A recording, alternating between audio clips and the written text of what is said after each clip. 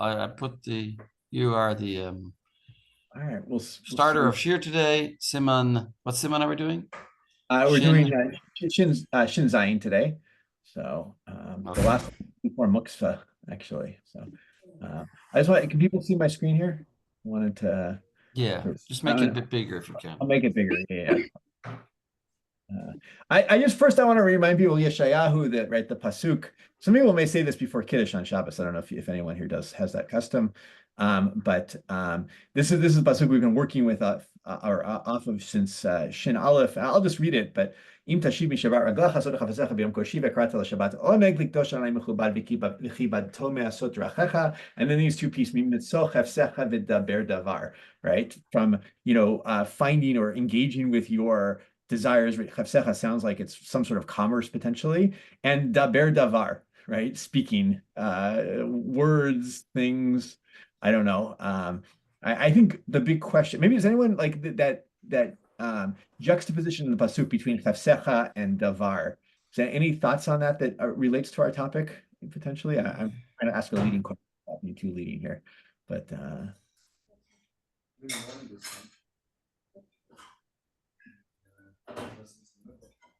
No, everyone's very quiet on this.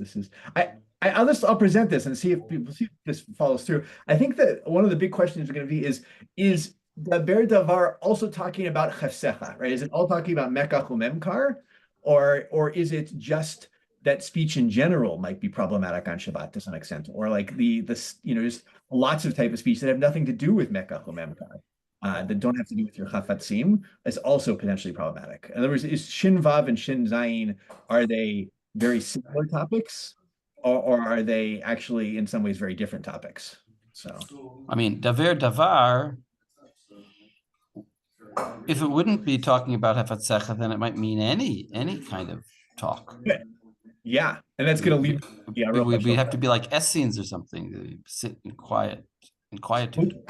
Well, good. Let's take a look actually. And actually, I want to go backwards for 1 second. I just want to remind people on the way of those maybe very well connected. We saw this Mishnah last week with Rav Nachum, maybe 2 weeks ago. I don't remember. 2 weeks ago in the 23rd parak of Shabbat, right? Klal Amar Abba Shul, Kol Shani Zakai Be'amirato, Rashai Ani Lachshi Chalav, right?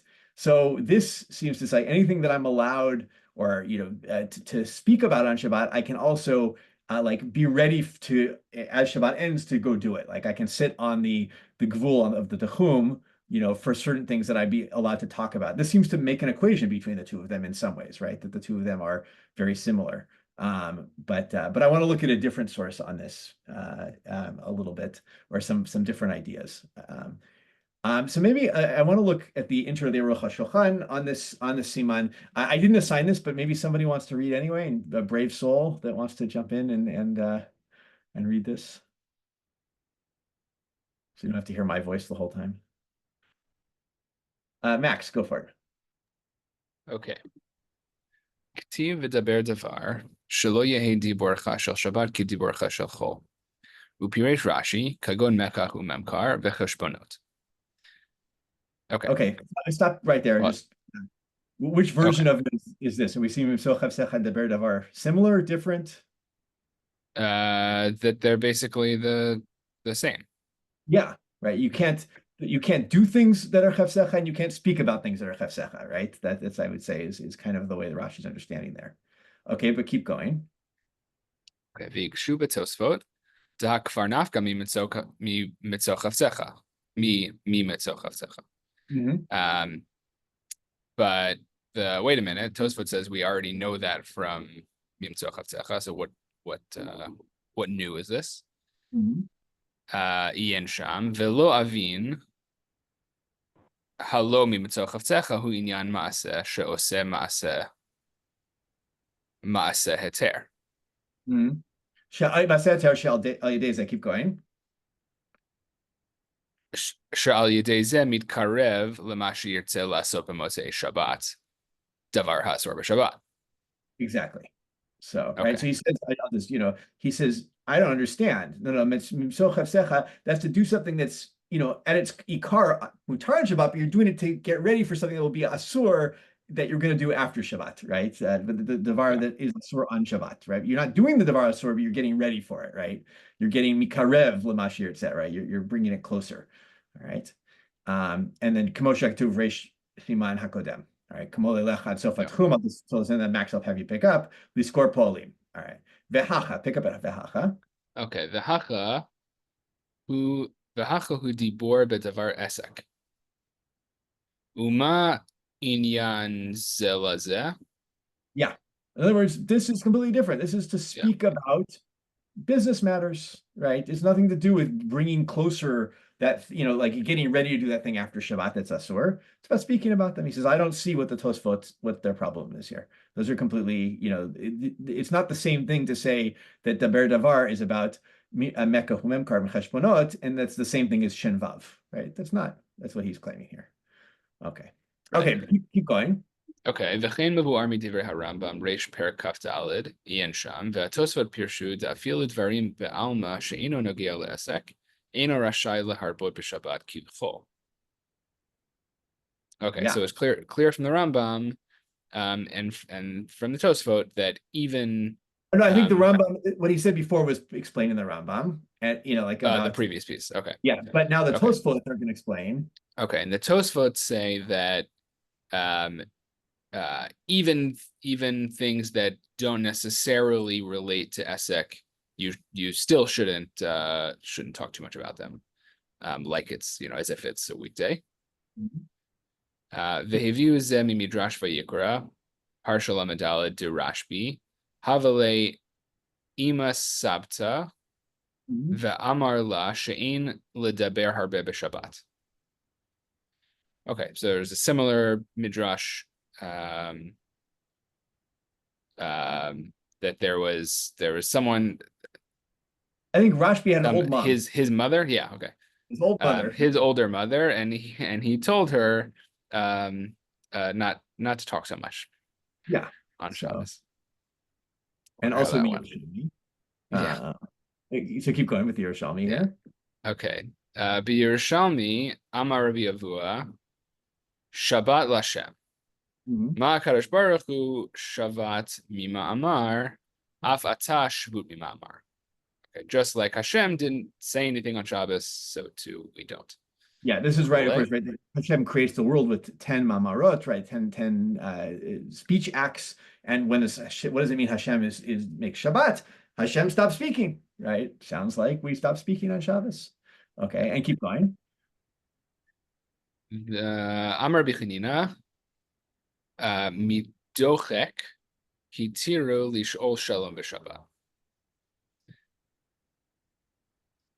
That he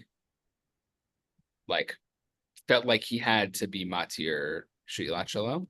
But I think Chazal with the difficulty. To someone who pushed back. Oh no, not to push back. They were like, with difficulty, we allowed people to say hello to each other on Shabbos. Right. Yeah. Right? Okay. You see this you also see if anyone you make a Misha Berach for Cholim on Shabbat, and we say Shabbat Himidok, because they say Bedochak that they hitiru to ask for healing of Cholim on Shabbat. Same idea here. So I think we have these two kind of I'll stop sharing here. These two kind of contrasting ideas. One is that on Shabbat, you can speak normal, you can just have conversations, but you can't have conversations about Mecca Humemkar.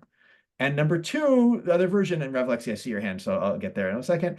And the other version is, no, on Shabbat, on Chol, you can have conversations. On Shabbat, you should minimize your conversations, right? You just shouldn't really be talking. We'll see some examples maybe where you should and so forth. But in general, the default on Shabbos should be a silent meditation retreat kind of, to that extent. Rav Lexi, please.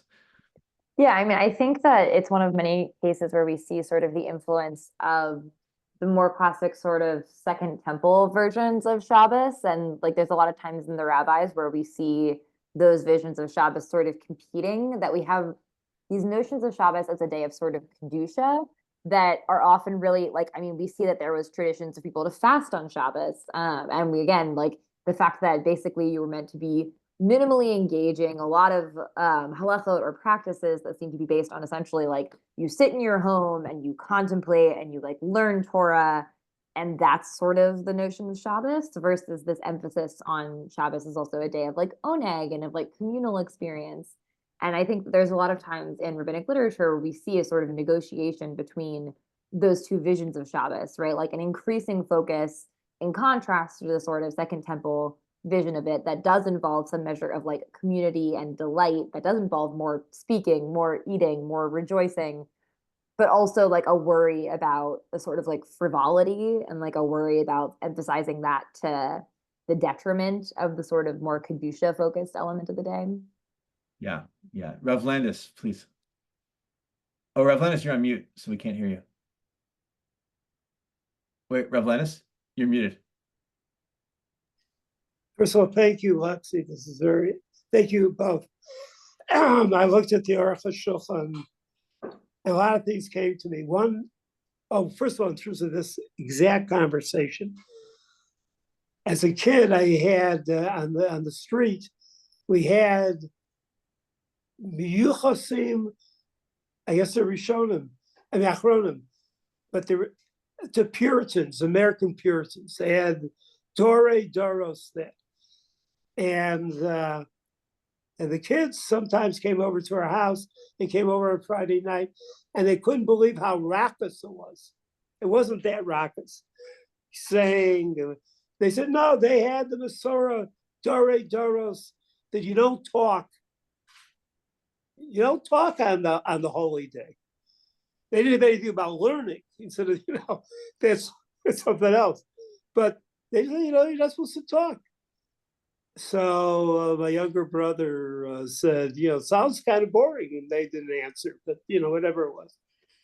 So that's one thing. But I wanted to bring it to the other thing. I know you heard it from me, but this pasuk, which is a pasuk in Yeshayahu, which is the mother lode, as it were, for all the drabanans on Shabbat, as opposed to the mother in the Gemara that was cited. A mother, so she had some sort of Masorah, wherever she knew, and she's told Shabbos, you're not supposed to, that's going on as was explained.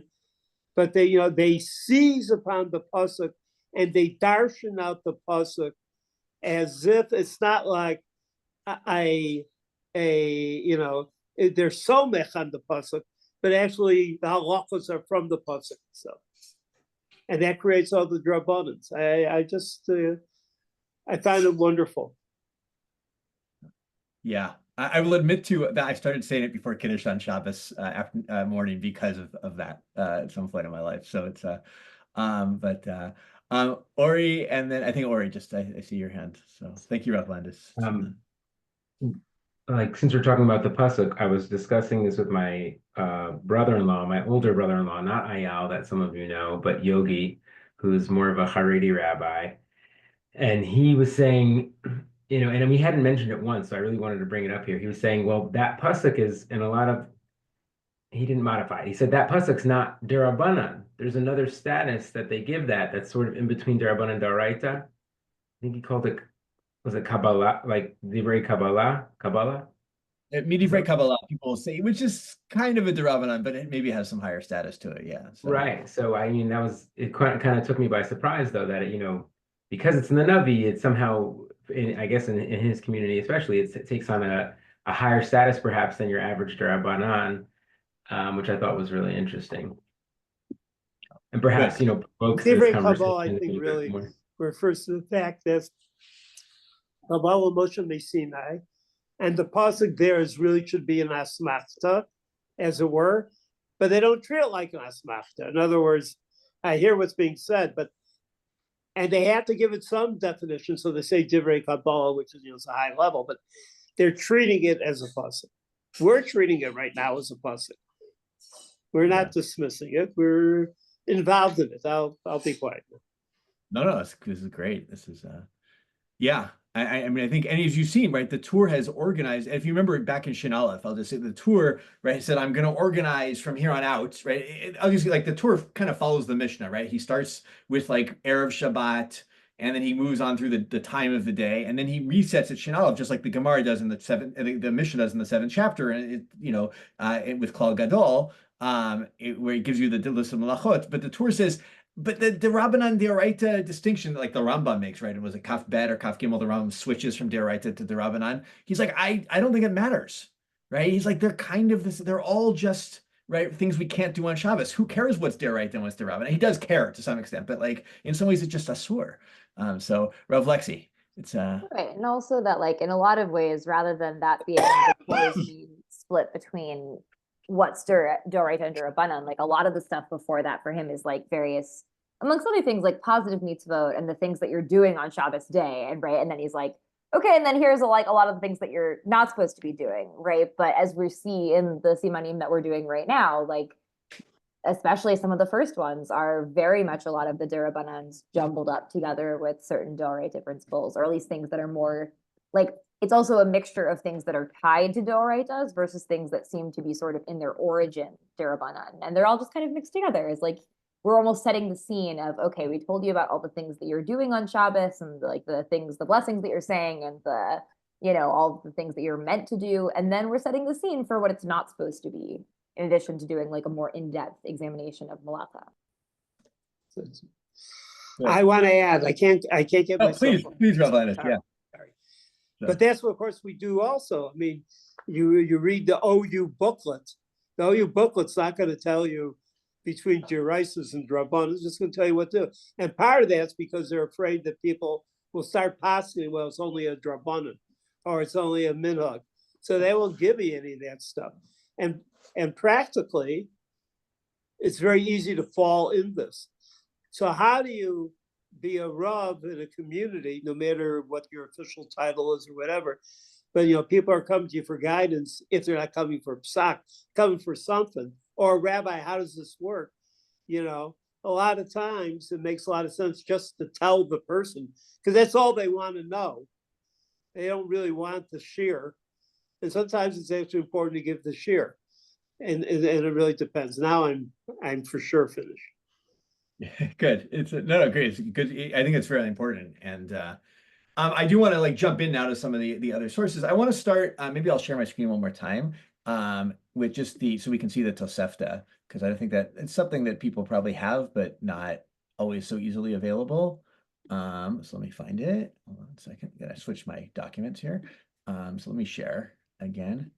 And we'll read the Tosefta and the Mishnah, and then we may, this first Gemara, I just looking at the time, I think we may summarize a little bit on it, and then because it's really the Tosfot and the next Gemara I really want to see.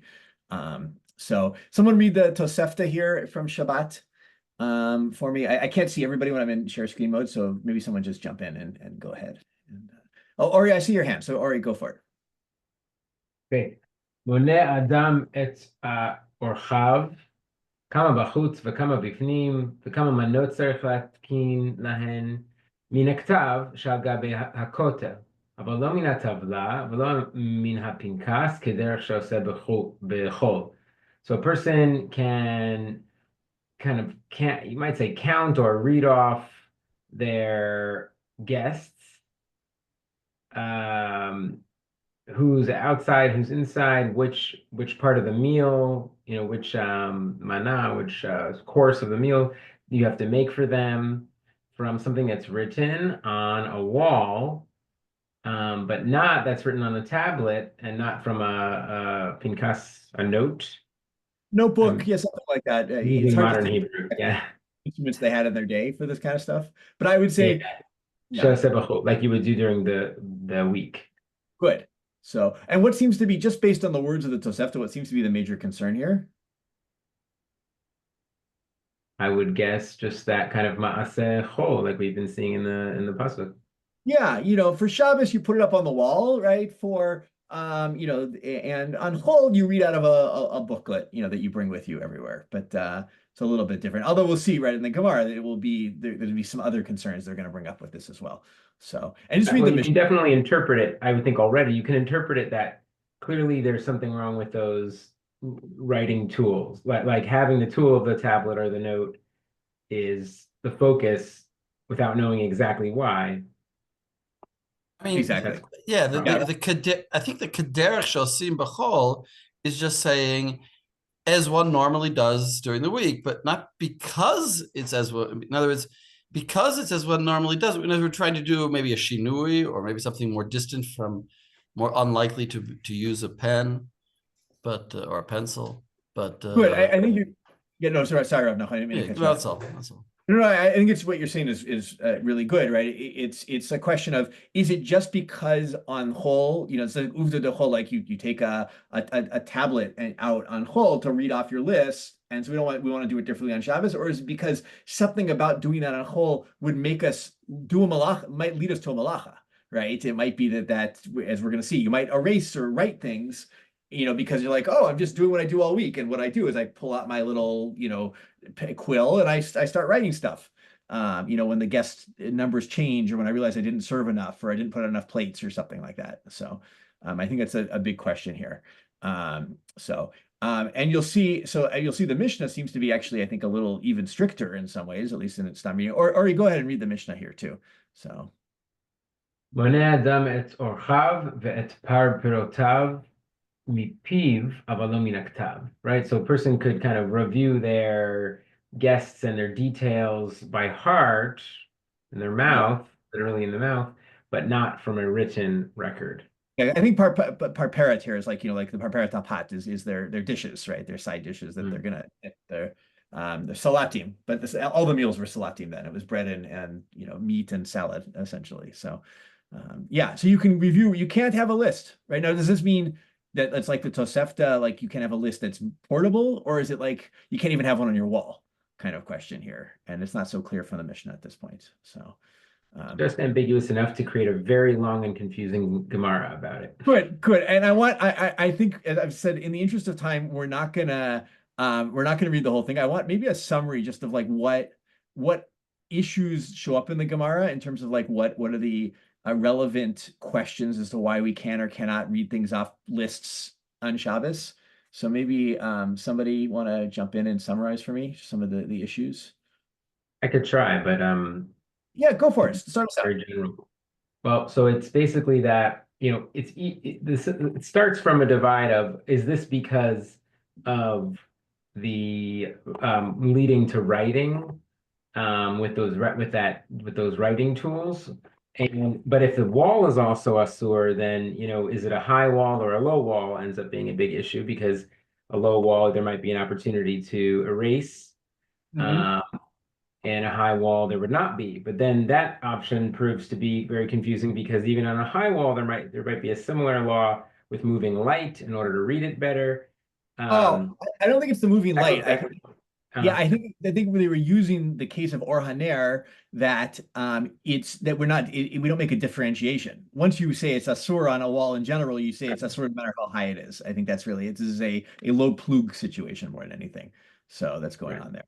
I found that maybe got a little lost in the details of it, but there's definitely so many side concerns that could be the core of this law, and they sort of go back and forth until they come back to the possibility that even in a low wall, it would maybe be a question of if it was etched as opposed to written, which would be also more permanent, and you wouldn't have the option for mochek. And then I think in the very end, I'll probably be dropping some details, like we're finding this as a machoket tanaim that keeps the question alive, or establishes a possibility that you are either allowed or not allowed. There's still machoket tanaim if you're allowed or not to read it off the wall. Yes, but I want to say like the two major like things that seem to be going on here. Right? One is like shemayim chlok, right? That you might realize, you say I invited 10 guests and one of them was sick, right? So now I got to redo all my calculations, right? And you're going to sit there scratching stuff off and redoing the list. And the other is shemayim kra, right? I think you may have said this, right? I see it. Right, you're right. And it seems to be the concern there is actually like reading a shtar. Right, that you're going to come to reach a shtar on Shabbos. A shtar, of course, right, is a business document potentially, right? There might be something with reading business documents, and so then the question is, what will you confuse for what? If it's on my wall, will I then come to read a shtar also? I'm like, what does it matter if I read my wall? I'll read a shtar, or is it for a pinkas, for a tabla? Which of these things am I going to confuse for what? So those are I think the main operative categories. Unless I missed something, someone can tell me.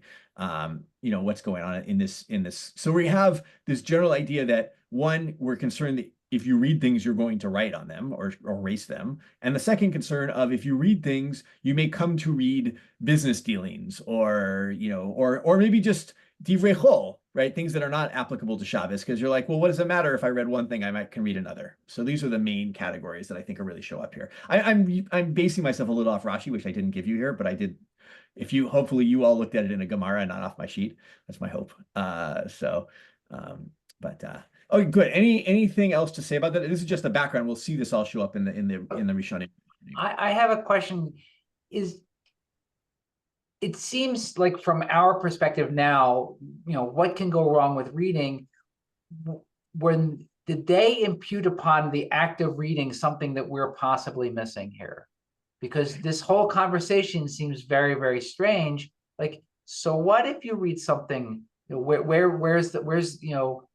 is the problem with it? Yes, you might read a star, and it might lead you to think of udechol, but what's the havamina that reading at all would be a problem? That's a great question.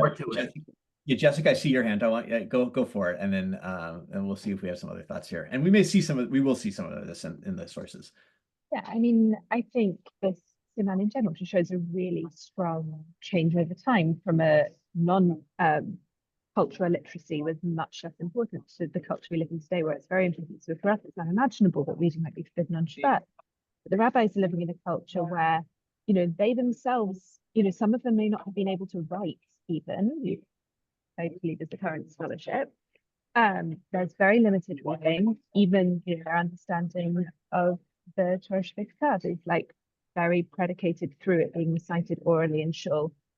So reading for them is a sort of specialist activity that people do very rarely. And in that case, it makes a lot of sense to think of it as like, this is perhaps a professional activity, this is perhaps connected to Malacha.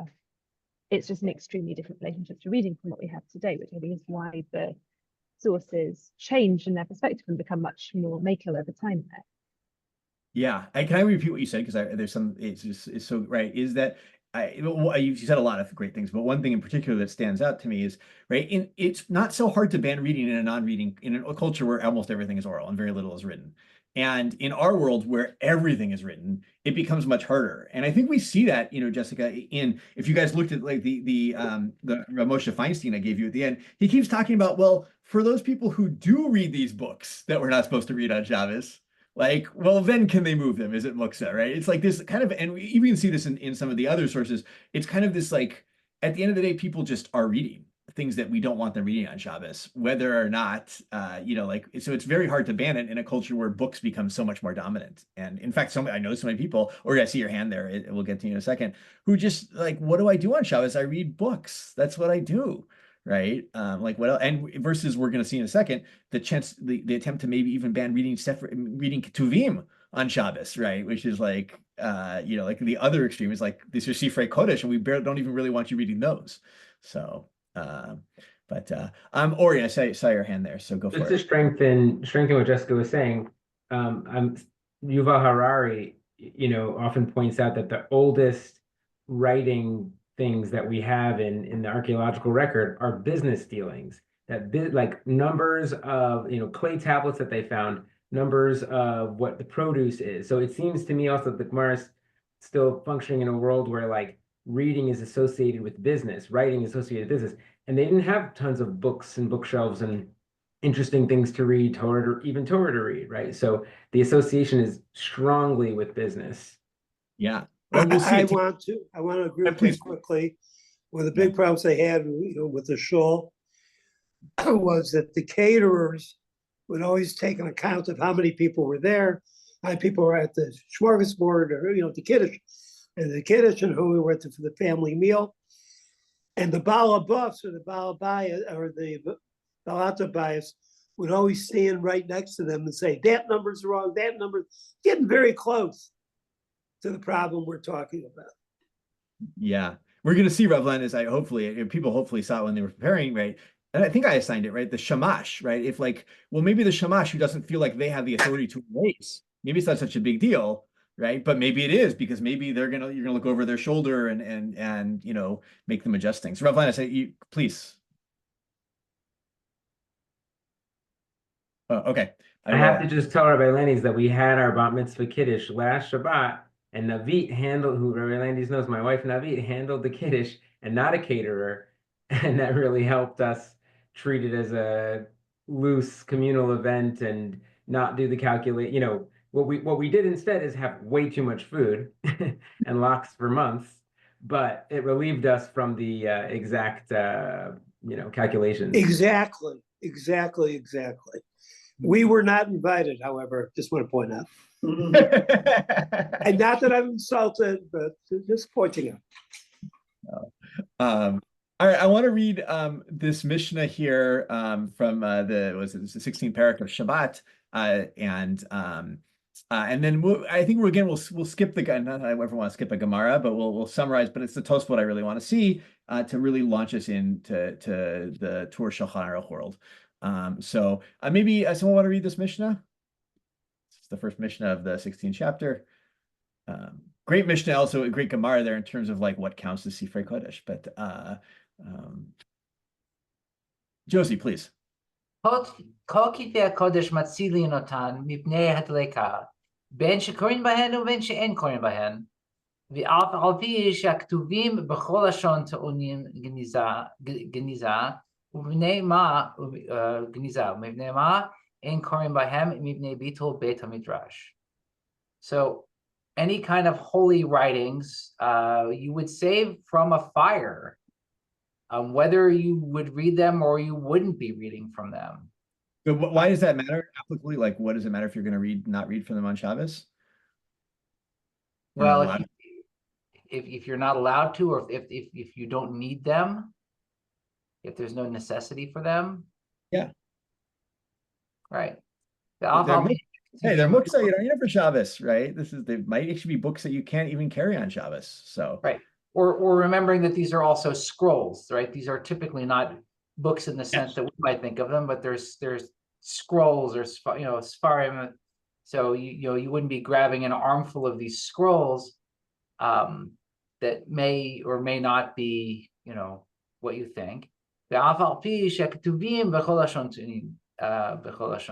Even if they're written in any language, if they're in need of burial or storage, and why would we not be reading from them? Because it would be bitul beit hamidrash. Yeah. Now the Gemara gets into what is bitul beit hamidrash, right? But it gets into this idea that maybe you're not allowed to read ketuvim on Shabbat because you're not going to go to the beit midrash. You're going to sit by sit and read your Sefer Mishlei and not go to the shir in Nehardea on Mishlei, which is really interesting. Also, kind of the idea of reading Ketuvim and Mincha and Shabbos sounds really great because we read Torah, we read from Navi, but we read from Ketuvim during the Chagim, but we don't really read Mishlei or we do some Tehillim, but not. It's kind of a nice tradition. I don't know. Maybe we should reinstitute it. Maybe people think you spend too long at shul. I'm not sure what the answer is there, but so I thought Mincha and Shabbos to read Mishlei would be great in shul. Okay, I said my piece on that. That's but I want to look at the Tosfot. I don't think it's because just a quick. I don't think is it really because they're muksa, or is it because? I mean, you're saying it's muksa, and that's why we don't save them. And why don't we read from them? Because of bittul beit. Yeah. Well, we do save them, but there's a hava mina in the Mishnah that maybe because they're muksa, you can't read them on Shabbos. They're muksa, and therefore you don't have to save. You don't. But they're not muksa, right? They're not. Yeah, in the end, they're not. It's the hava. Okay. It's not the actual truth. Good. Yeah. So, this is what I'm trying to say. Why is the Mishnah even concerned to say that? It's like someone may have said, "Oh, we don't read ketuvim on Shabbos, so therefore I can't save Sefer Mishlei, from a fire." So. But you have to, in fact. So, Rav Landis, please. So, all right, I want to look at this Tosfot here. The Kol Sheken b'Shitrei Hadyotot, right? Oh, this is actually what I really wanted. Josie, I wanted you to read at the end here. But Amar Rabbi Nechemia, read this piece right here. Amar Rabbi Nechemia mipnei ma amru kitvei hakodesh ein korim bahem kidei she'amru b'kitvei hakodesh ein korim v'chol sheken b'Shitrei Hadyotot. So it's basically setting up a kal vachomer. If we couldn't even read holy writings, we certainly shouldn't be able to read divrei chol. Exactly. Right. There is really a concern here. This goes back, well, so I'll say this in 2 sentences instead of one. Right. There's a concern here that you're going to read divrei hedyotot or shtarei hedyotot. So what do? We say you can't. There's even some holy books you can't read on Shabbos. Right. And I think, right, when Jessica was saying before that anyway, they're getting most of these orally. Most people can't read. They're not reading them. Right. There is this idea. Yeah. You want to learn Tanakh on Shabbos? Go to shul. Though someone will give you a shiur. Right. Shmuel will give you a shiur. But not that, but you shouldn't read them because you're going to come to say, well, if I can read Mishle, I can read Sefer Emmanuel, which maybe you can't read at all, but right. So yeah, there's this nervousness around people just reading on Shabbos, reading regular secular things. And so we even ban, I once heard, maybe it was Rabbi Ethan Tucker who said this is like Sefer Ketuvim, to Chazal, that's as close as they come in their world to secular books, right? They don't have, I guess they don't have Homer sitting around on their tables or anything like that. I think there's one reference to Homer in the Gemara that I know of, but so like what's almost secular? Ketuvim. And what is worse for Shabbos than that? Reading, business ledgers. Don't read those on Shabbos. Okay, I want to look at the Tosfot here. How are we doing? Yeah, we're doing great. Or Josie, you want to keep doing a little bit more? Because she can be Shitrei Hedyotot in the Tosfot here. I'll give it a swing. V'kol she'en b'shitrei hedyotot pirush b'kontras igrod. So Rashi says that this refers to sort of generic letters. Tema d'nahagu ha'olam lekrot b'kitav igrod hashluchim b'makom lakom. So this seems to be indicating that this is surprising because everybody seems to read letters that we send back, and we're pen pals. We send letters back and forth to each other. Well, tatalan. I think it's Ultatalan Vadai Share, right? Tatalan Vadai Share. The Haroim. Yeah. Keep going a little bit more. The Haroim Latsur Al Pi Slochit. Mm-hmm. Right, and you should be able to, and it's they're you can read them. Tatalan, you can they're not muksa. You can move them around. Yeah. You can pick them up. You can move them because you could use them to cover a jar on Shabbat. Or jam in the top of a barrel or something. Exactly. Yeah. So, but he's also right. I don't know that Tosfos don't take this out, but it's kind of like, hey, Grandpa Rashi, what are you talking about? We send letters all the time. You never said anything, right? Like we're clearly not writing letters on Shabbos Chas v'Shalom, but like people send letters, we read them. What's the big deal? They even come, from far off places, maybe outside the Techum. We'll get into that a little bit, but so. All right, so it can't be that you can't reach Shitrei Hedyotot on Shabbos. Okay, so now the Rabbi Yitzchak Midan Pierre is going to explain. The lo kari Shitrei Hedyotot, ele Shitrei Chovot. That it's not that it's just Shirei. It's not just Shitrei Hedyotot, but what we really mean are documents that are sort of bills of indebtedness that are exactly. Again, business ledgers, right, is what we're talking about here. So it's ahead. Aber igrot share. Defamim sheyesh behem pikuach nefesh, because sometimes it has to do with something that's pikuach nefesh. Va'afilu yodea she'en bo pikuach nefesh matir. I think it's matir Rabbeinu Tam. Rabbeinu Tam. The lo have shitra hedyotot. Kevan she'en tzarich l'mak shekatuv ba lefi sheyodea ma shebigarot. Igarot. The im eno yodea shama. If you don't know what's there, yesh bo tzorech gadol o pikuach nefesh v'sharei. Right. You don't know what came, so it might be something really important. Yeah, so the Rabbeinu Tam, they split it nicely here. They're like, on one hand, when someone sends you a letter, you kind of know what's in it already. So it's not like a Shitrei Chavot, it's not like, oh my gosh, I just lost $1,000, and then, but if you actually don't know what's in it, maybe there's Pikuach Nefesh, or, maybe there's some great need. Like why is that letter getting sent to you? Because, I don't know, something big happened that you need to know about. That's not business necessarily related, or even if it is business, let's Tzorach Gadol, right? We do say like for great financial loss, right? A Derabanan might be, avoidable. Rav Landis, please.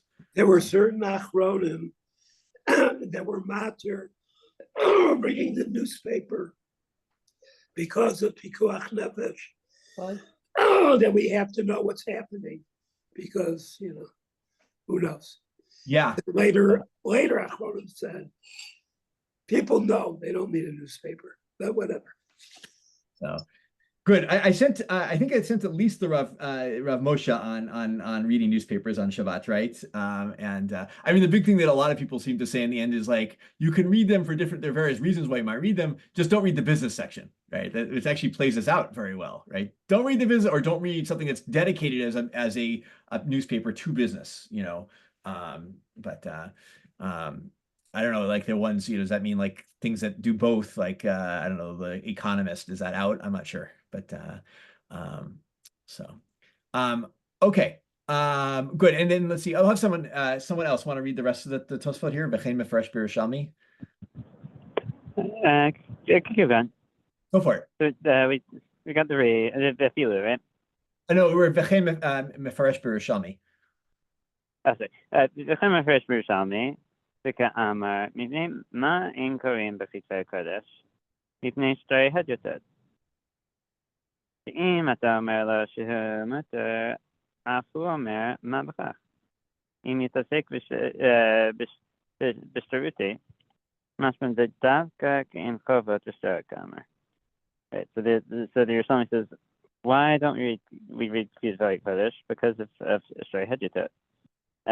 Because if you're going to matir the Kippur Kodesh, the person will come back at you and say, why can't I read my stuff too? And so therefore, Shtari Hadiutot must specifically be talking about Shtari Chov. Exactly. Like it is a business thing, not just like ordinary documents. Mm-hmm. So, and you can skip. But Rashi has the same thing in a different place. Rashi actually has both explanations, which is really interesting. And Tosfot claims that he corrected his own thing. I go back. Jump to Umihu here. Umihu, otan milchamot haktuvim b'bas. Nira l'Rabbeinu Yehuda te'aser le'ayin bahem. Zelo gara mehadatanya b'perek Shoel. Ketav תחת הצוואה בדיוקניות אסור לקרוא בהם בשבת. ואפילו בכל לא ידעי מי התיר. דהבה כמו שבלתי. So these books of wars written in the French tongue appears to read to that you can't even look at them. Because it is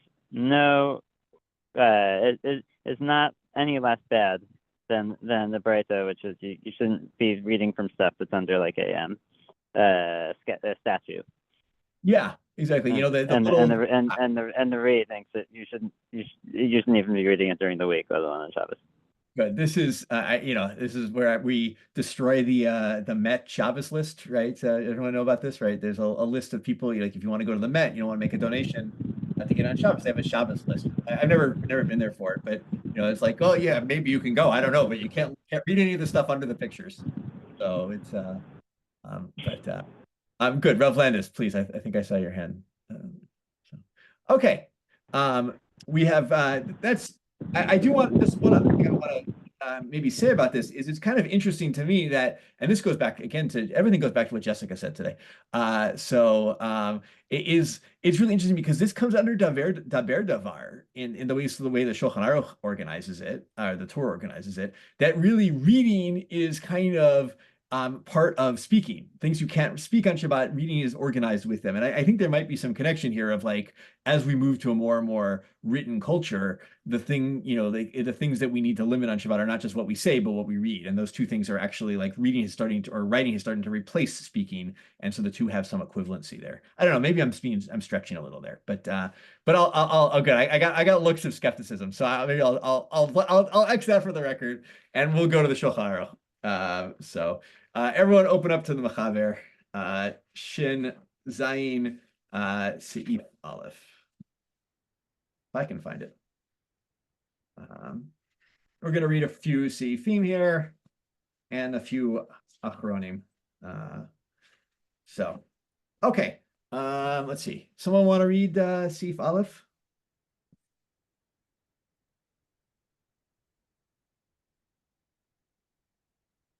Nobody. So quiet. Let's see. Noam, go for it. In the Shulchan Aruch, right? In the Shulchan Aruch. We're going to Yeah, mainly okay. work out the Shulchan Aruch. The tour is very similar. The Shulchan Aruch has more, of course, in this case in particular. I think it's probably good to work out the Shulchan Aruch today. ודבר דבר שלא יהיה דיבורך של שבת כדיבורך של חול, הלקח אסור לומר דבר פלוני אעשה למחר, או סחורה פלונית אקנה למחר, ואפילו בשיחת דברים בטלים אסור להרבות. Should I translate? Give us a summary and also what he just did there, because it's really interesting to me. But so maybe it's interesting to you too. Well, he says you have to make your speech unlike your speech on Shabbat, unlike your speech of Chol. And so you also you kind of can't use speech for the sake of hachana. Like you can't say, I'll do this thing tomorrow, or I'll buy this thing tomorrow. And then the afilu, I guess it's interesting. It's kind of like the Aruch HaShulchan you showed at the beginning. It almost seems like nervousness about speaking too much in general. Right, exactly. This is exactly like that, right? On one hand, we have what we seem like a push that all these are really about business and preparation, but also just about speech. Like don't say it. You can see in the Be'er HaGolah, right? He's got the Torah in the name of the Yerushalmi and the Tosfot. There's the Yerushalmi that was quoted by the Aruch HaShulchan. Okay. Good. And do the Haggah as well while we're doing this. So. Haggah, uvnei adam shesipur shmuot v'divrei chidushim hu oneg lahem, mudar lesapram b'Shabbat kmo b'chol. Aval mi she'eino mitaneg asur le'omram kdei she'itaneg bahem chavero. So, if you love these kinds of conversations, I guess, about people, it's fine right? to talk about them on Chol. What did he say? I said about news. Yeah, news. Yeah. So no, right. Are you still there? But I love this. But yeah. Oh, is my connection unstable? Do you not hear me? It's been a little unstable there. Yeah, a little bit. So. Oh, okay. Well, I'll just say, but if you don't love them, but your friend loves them, then you're not allowed to talk about those things with them. Exactly. Right. So, so if it makes you happy, this is the other factor that comes in on Shabbos, right? If it really makes you happy on Shabbos to talk about, chidushim, all right, you can do it, but don't do it to make, if you hate it, but make other people happy. I'm kind of, it was the Taz, I'm kind of anticipating him a little bit here, but good. I say, all right. You've got to have healthy boundaries. Yeah, healthy, exactly. I think we've seen a lot of this on Shabbos especially for the, these dirabanan isurim, which are, it's always a little bit hard to define, exactly what speech is allowed, what speech isn't allowed.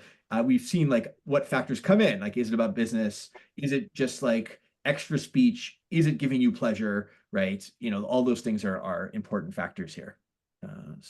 Ori, sorry. And on that list, I think it's worth noting that the Mechaber is talking about Dvarim B'Teilim. So there's a limiting factor here on the Yisur, because I did feel like the Aruch HaShulchan was leaving it wide open of like, just don't talk a lot. That's very broad. And here it's at least a little bit more narrow to say Dvarim B'Teilim, which means he is saying, I would assume he's saying you can talk Torah, first of all, which is different. Because in the more extreme view, it's almost don't talk about anything, just take it easy, mental retreat, right? So this is an important limiting factor to entertaining.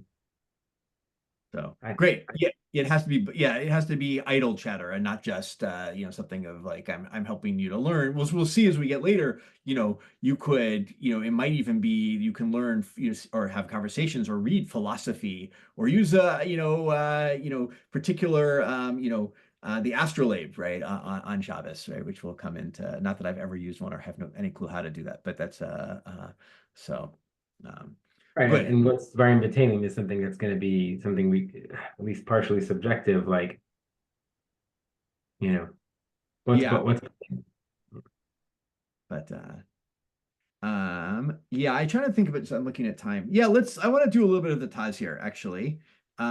He's really going to deal with the language of Aval there. That's really his big question. He thinks it should be a filu. But I wanted to just like see a bottom line halacha that he has there.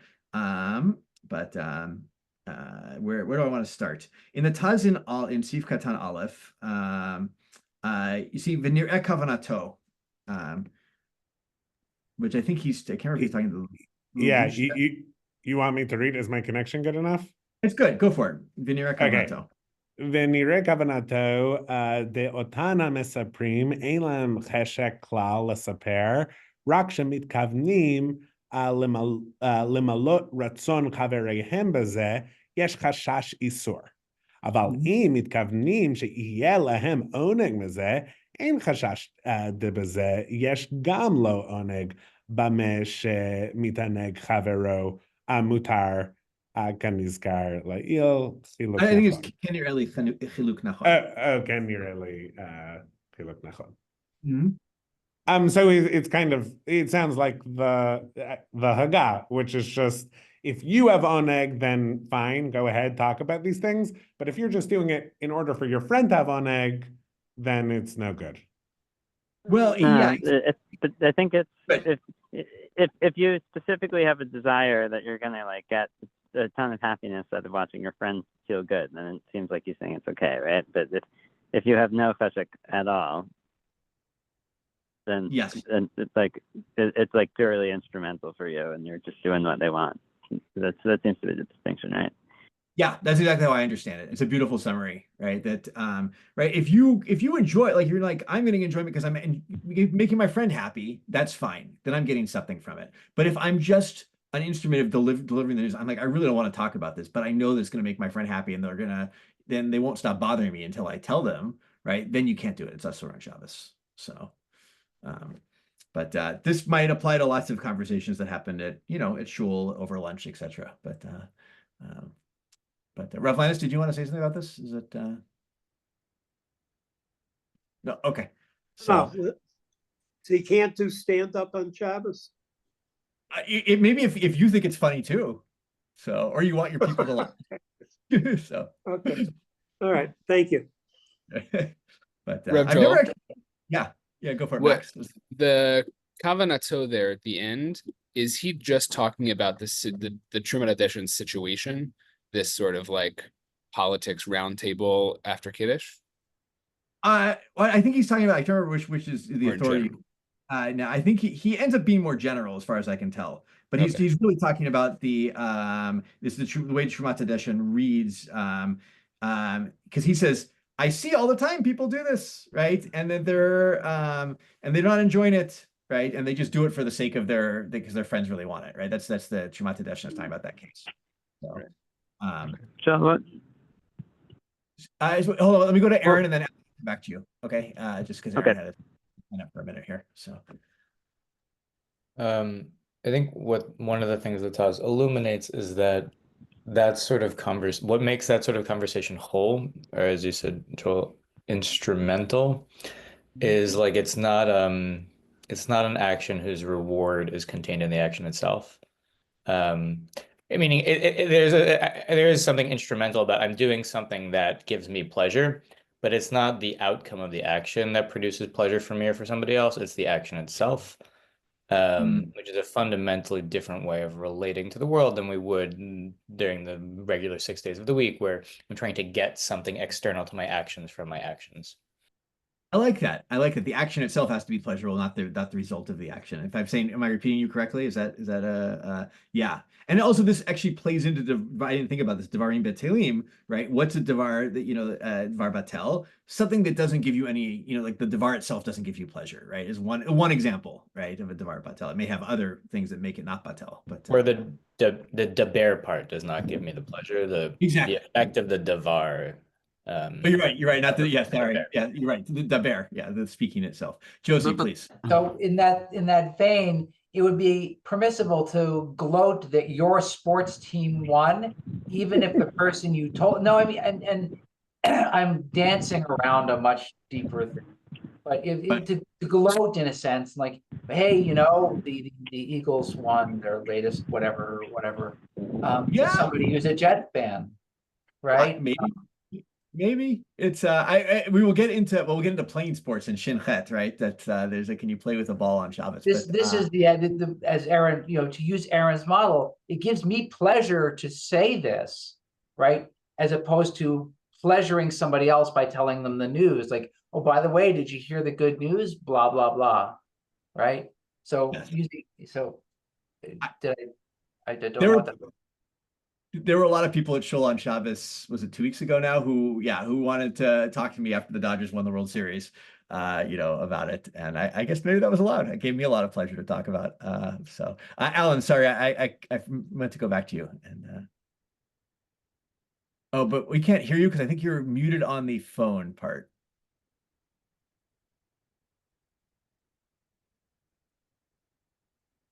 No, I think you're still muted there. You muted on Zoom, not just on the phone. Oh, you muted on Zoom, yeah.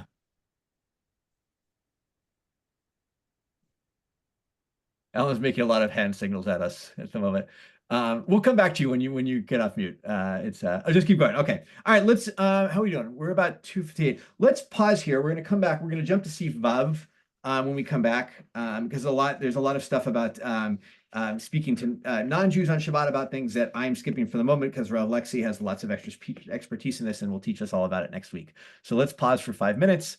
Everyone refill your waters and I'll see you soon. Vav.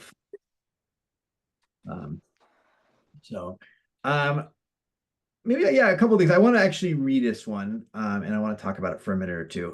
Maybe do we have someone? Max, you want to read Sif Vav? Sure. Asor lachshov cheshbonot afilu im avru kagon kach v'kach hotzeti al davar ploni v'davka she'adayin sachar ha'poalim eslo aval im param kvar mutar. Okay, so you can't calculate your register even if you already paid the money out. For instance, such and such an amount I paid out to this person. But this is the case when those workers who you're thinking about you're still employing them. But if you've already totally paid them out and you don't owe them anything anymore, then it's mutar. Yeah, you can review the stuff you paid once it's already done from you. But if you haven't paid them yet, I think, by the way, this is I wanted to bring this up based on the Gemara and Kuf Nun. I think it's Amud Bet in Shabbos. I think they really talking. This is not hirurim, right? You're not thinking about the cheshbon. I think you actually have to be speaking them out loud here. This isn't just a thought process.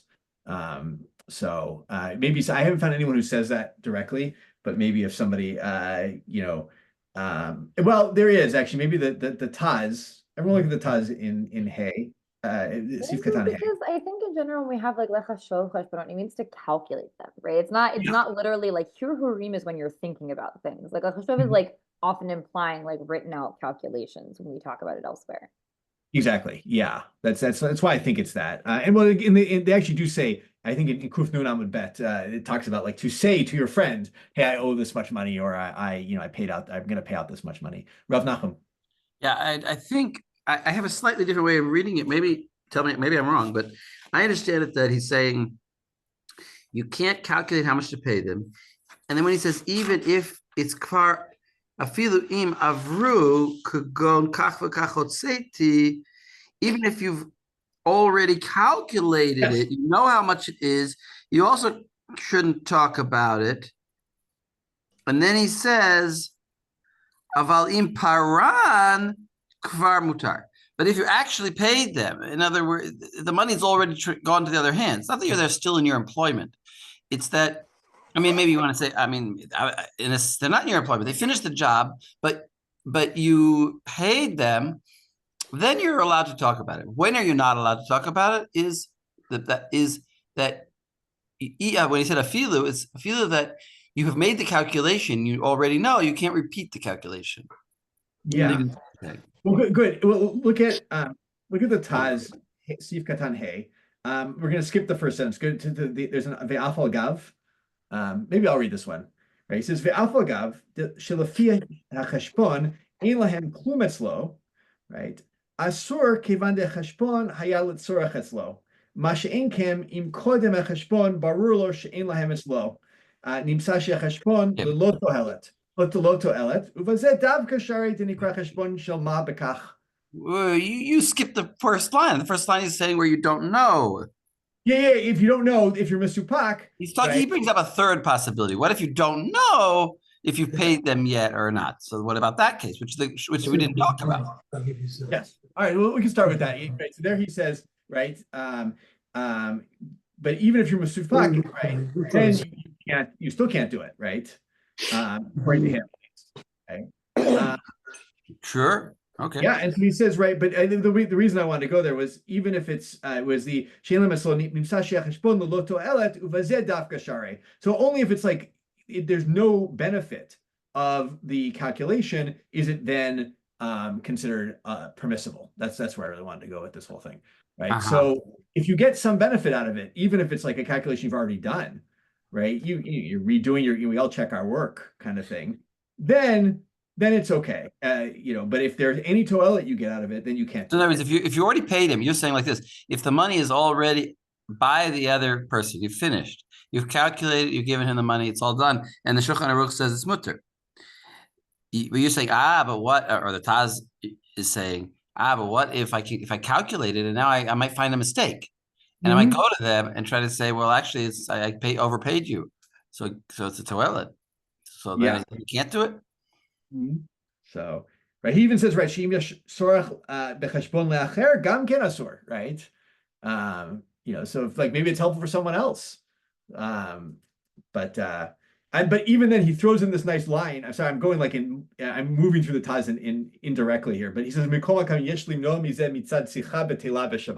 right? He adds that in, like, if it's not, there's no toilet to the cheshbon, you're just reviewing a calculation that you already paid out, there's nothing you're getting there from it, you're still having an extra conversation on Shabbos you weren't supposed to have, right? And so maybe you should do something else. Ori, go for it. I find this very surprising and confusing because I would have the whole mutter, you would just think any mention of business, toelet or not, would fall under that pasuk in the first place. Just chafatzecha, like it's not. Does it really matter? Meaning when you put toelet into it, you're making it more close to some kind of work, actual work. But if the spirit of it is just to think about your business, why would it be mutter anyway? I have a guess and an answer, but maybe somebody else has an answer too. I don't know. Well, my answer would be that it's not called business anymore. It ceases to be business once you've paid it and it's finished. It's no longer business. It's just an event. It's like a woman says, or that her husband gave her this diamond ring, and you know how much he paid? He paid $10,000 for this diamond ring 50 years ago. It's not. That's not a problem. It's not a business deal anymore. It's just she's just recounting what happened for no toilet. And you're adding almost like oneg, like it's pleasing to say, oh, I paid all my workers. It's a positive thing, not a business thing. I think so. I talked about that before, that maybe or actually with my chavrut, I was talking about that if you're looking at your stock returns and you're just so happy that they've gone up and you're just enjoying it, maybe that's oneg Shabbos.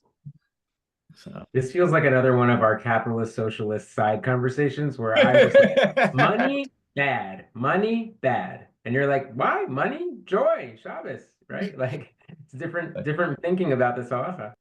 But I do think there's also like I don't know. I think that we're getting some distinctions between stuff that it's not necessarily Shabbostic inherently. For example, the political discussions are one where the tradition, right, is like, yeah, that's something where, first of all, like there's a limit to what you can do on Shabbos. And it's also something that I think is understood as something that like is very kind of really runs the full gamut, and that it can cause people immense distress. And we really don't want people to be in distress, but something that like can cause joy. And so if it sparks joy, then great, discuss it. Whereas I think like money and business is in many ways also portrayed as like the paradigmatically not what we're doing on Shabbos thing. such that I think it would like be coherent to make an argument that there are like certain topics and things that are not the main ones you engage in on Shabbos, but if they bring you delight, then like you can think about them and you can talk about them and like great, shkoyach, wonderful. And that like actually maybe money and business and exchange is something that like in general, just for the sake of delight, even then you should like mostly refraining from on Shabbos, even if it does bring you joy. Yeah. So you have to explain this Mechaber. I mean, I think the Taz sort of brings it in, limits it a little bit, but Mechaber seems pretty comfortable with, Im Param Kvar Mutar. Right. Sorry. I don't see any space between the Taz and the Mechaber. I don't see a difference. I think that when he says, he doesn't say that, but only if it's no toelet. He defines it as no toelet. He says, if it's finished and you've paid it and it's done, then by definition, there's no toelet there. I think that's what he's saying. Yeah. But I meant that last part that he had on, but you should still know because it's very imitating. Like that last part, he comes back to still maybe limit it. Yeah, the Noah, you should limit, exactly. You shouldn't be talking about, you shouldn't go through a list of all your jewelry that you have and how much you paid for it. I mean, that's a kind of a batel kind of, you should be talking about Torah. Arguably, stocks, though, are a bit different because that's also an ongoing thing, right? Amongst other things, there's a difference between contemplating stuff that has already occurred versus like contemplating, talking about, engaging with, thinking about, delighting in things that are in fact like ongoing monetary processes. Right. Unless of course your stocks, you've sold them and you just are exactly how happy you sold it. Yeah, if you set it up and my stocks get automatically sold when they hit a certain amount and they're already sold and they hit that amount, then maybe that's permissible to talk about it. And it's Josie, go for it. So I'm going to go back to the question I had last time. What's the actual maaseh going on here? Because are we talking about absolutely things that are all going on inside of your own head, your own internal voice talking? Or are we talking about sitting there and moving beads on an abacus? Or moving magnet tiles on a thing? Or like when we talk about hashbonot, what is it is being done? You are speaking. You are remember, we saw this a little bit in the Rosh Hashanah. That's one of the reasons I brought it. Remember, God creates the world in 10 speech acts, right? Speech is an act. And therefore, right, Hirurim are generally, very few cases where Hirurim are asur, some cases, but there's very, right, on Shabbos. But like, to speak is a maaseh at the end of the day. And I think that's actually what's sitting behind a lot of this, that speech is a real thing. It's not, mere hevel. But I mean, some of my speech is mere hevel, but most people's speech is probably real maaseh. So I want to go back also to what Rav Nachum said, right? Yeah, I think there is like telling the history of your things you have done in business is very different from calculating your current business. And I think that's what it is. It becomes history at that point. And I think that's really what the Shulchan Aruch has permitted. It's like, you can talk about history. You can't talk about live, business. So I guess if you want to talk about the 1929 stock market crash on Shabbos, go ahead. It's as long as that gives you some joy, I guess. Maybe that makes everyone sad. I don't know. But it ushered in a new deal. It was great. So let's go to Zayin in the Shulchan Aruch. Do I want to? I'm just looking at time. Do I want to do this? Let me think out loud here for a minute. Actually making speech. No, all right. All I'll say is go back on your own to Zayin at some point and look at the Magen Avraham, because I think he's worth it, about whether or not this only applies to Jews. And that's all I'll say. Well, we're going to move on to Chet. Someone want to read Chet?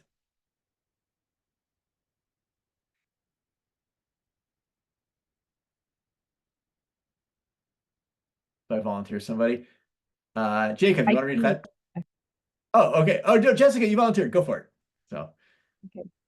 יכול לומר לחברה, לך אני הולך לנחת, הן מצא למעלה, לך עמי לפרק אני לנחת. כיוון שהיום מחוללת על ידי רובן.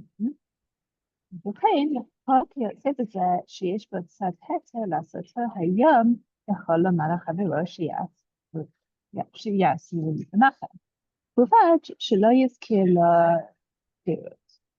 אבל בדבר שאין בו צד היתר לעשותו היום, אפילו אם אין בה אלא איסור רבנן, כגון שיש לה חוץ לתחום, פירות מוקצים, כיוון שאי אפשר לה להביאם היום, אסור למלך הרירו שיביאם למחר.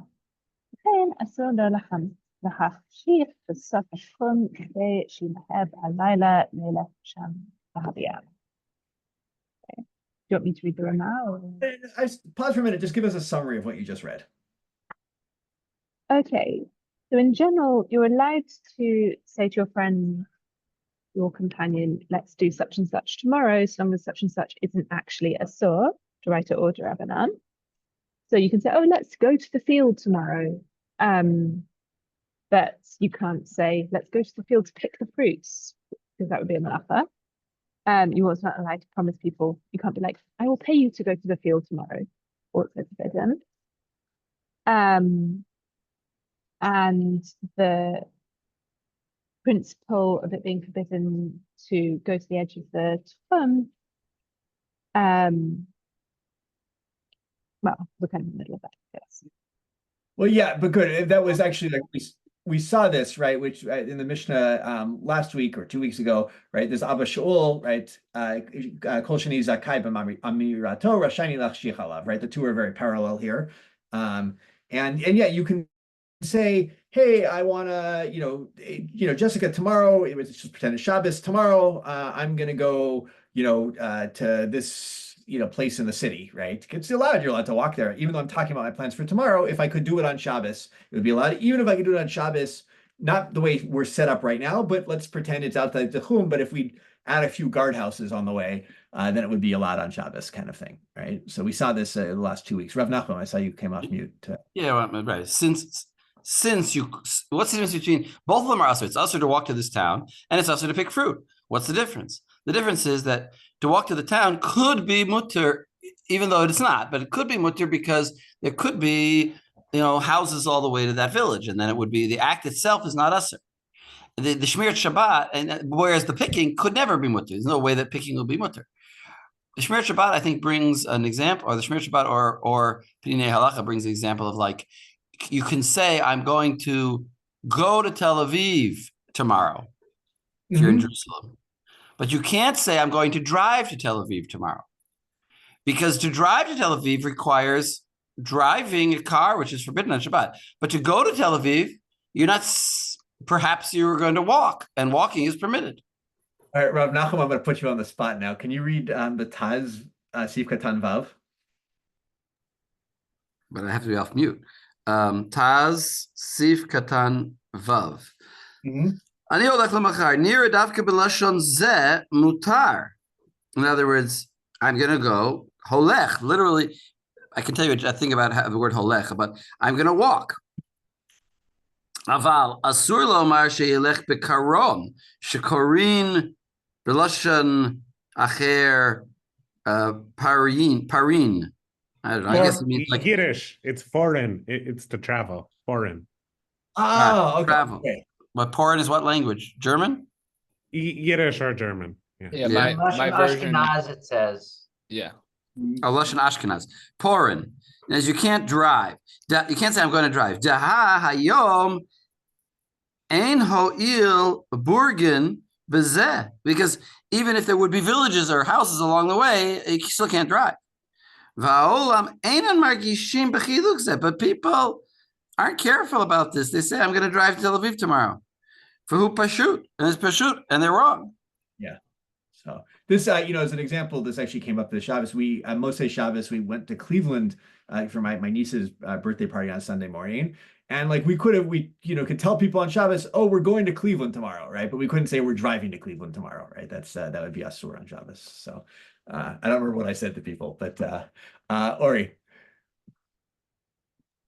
I have a real question about this, but I don't want to get too sidetracked. But just the idea of preparing for, we talked about this, like preparing for a simcha after Shabbat. If I change my clothes for the party, first of all, not really a malacha, and it could be for Shabbat to change my clothes also. But I have that in mind. But then I realized what would even be the issue, because to wear something nice after Shabbat I'm comparing this to lachshi chalav, not to dibur, obviously. Yeah. To do something in preparation, just like to walk. But again, I'm allowed to go have a party after Shabbat. I'm not wearing the clothes so that I can do a malacha, am I? It doesn't seem to me so good. I mean, Yeah, an example that's a little bit where's the issue then? a little bit different example, which is on Yom Kippur. When Yom Kippur is after Shabbat, you're not supposed to change. Is that ever possible? I think it's possible. No, Not possible. Zeb, It's Yom not Kippur. possible? Yeah. No. Oh, why do I have this in my head? People You're talk not about like taking a nap on Shabbos that's Erev Pesach, like so that you're awake for the Seder. So my brother once asked this question. I think I mentioned this to you guys once, and the Rav said to him, "If you're allowed to take a nap, but you're not allowed to say I'm going to take a nap in order that I should be able to be up Motzei Shabbat." But can you explain? So it would be for I'm sorry, just practically. I used to tell my Baal about and like they had tickets to wherever they're going and fancy. Can we get dressed up for it? Because it's right. You have to leave the house right after Shabbat. So I needed a heter. I would tell them, get dressed up for Shalosh Shudas. Get your whole, you get dressed up for Shalosh Shudas, so then you have a mitzvah. It's a big problem. I'm 2 for 2. It's a big problem if it's not. It's a big problem. Yeah. I'm 2 for 2 because that's what I told Navi to do. She came down in her dress for Shalosh. But it's exactly because that's what I figured. But then I was asking myself, what is the issue? Because the thing she's preparing for is not malacha davka, is it? So remember that we actually have this principle, right? The minkara milta, right? Is if people will look at you and say, "Oh, you're putting this on just for." Sorry, Rav Linus, I interrupted you. I didn't realize that it was bechavod, please. Rav Linus, did you? No. Yeah. I think like if you're doing something where everyone looks at you and is like they're putting this stuff on because they're going to the theater after Shabbos, then that is hachana. Right, and that's the problem. But are you saying that because you drive to the theater? That's what I'm asking. No. I think even if you it's an event. Yeah, but if it's the kind of thing where someone's like, right, remember we saw this, like you could end up on the edge of the Tehum because you're waiting to go guard your field, or you could end up on the edge of the Tehum because people like you were thinking about the Gemara you learned and you just happen to be going for a stroll, right? And I think it's the same thing. Like it could be you're putting on the clothes because you like to get dressed up for Sudash Shishit, right? Great. But if you're putting on the clothes, everyone's like, it's clear at this point you're putting them on. You've already eaten Sudash Shishit, right? It's clear that you're putting them on because you're going to the theater after Shabbos. That becomes a hachana problem, I think. If your opera glasses are in your pocket, Exactly. So, that's for reading Rashi. That's it, yeah. So, but good. I want to the end of this that what Jessica was reading is if you happen to be at the edge of the Tehum to guard your thing, which you're allowed to do, then if you happen to after Shabbos, you're allowed to then also bring the fruit that you found there, if that wasn't your original intent of being there, right? So just to throw that out. But I'm looking at trying to be conscious of time here. I know that we're doing this, we could spend days and days on each of these. So but I want to look at this 10 is actually I thought a very interesting thing. And this actually plays into this. Jessica, you want to read this one too, since you were reading already? Read Tet in the Shulchan Aruch. Sure. Mutalachshif yitlash perat ve'ezavim mignatav v'chol benatav. Sorry about the background noise.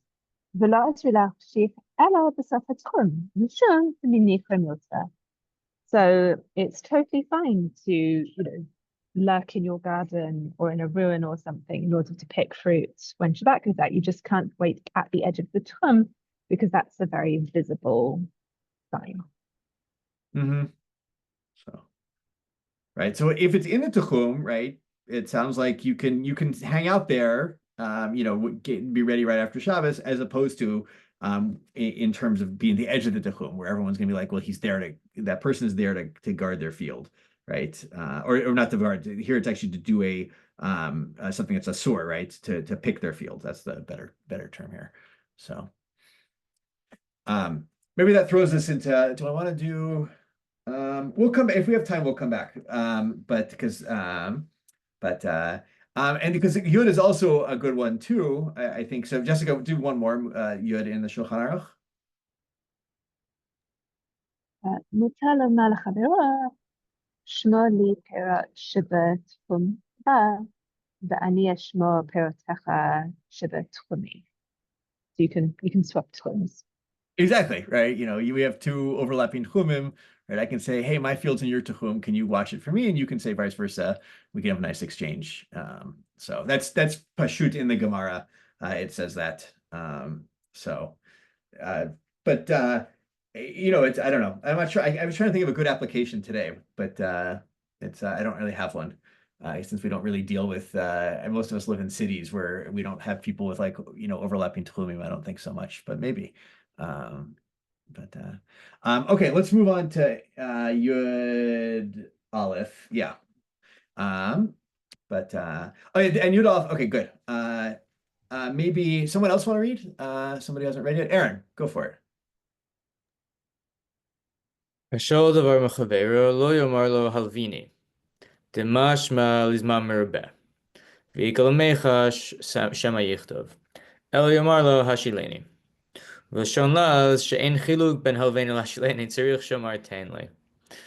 Someone who is borrowing something from his friend shouldn't say lend it to me. Because the meaning that connotes doing it for a long time. And we're worried that they might write it down. Rather, you should say borrow.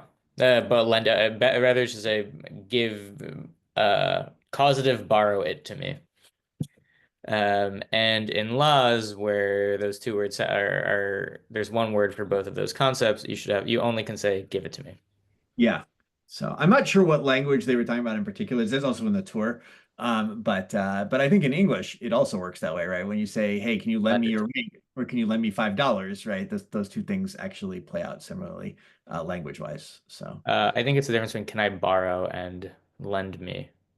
You're right. Can I borrow? Yeah, but we do say, "Can I borrow $5?" Right? And "Can I borrow a rake?" Right? We do say those.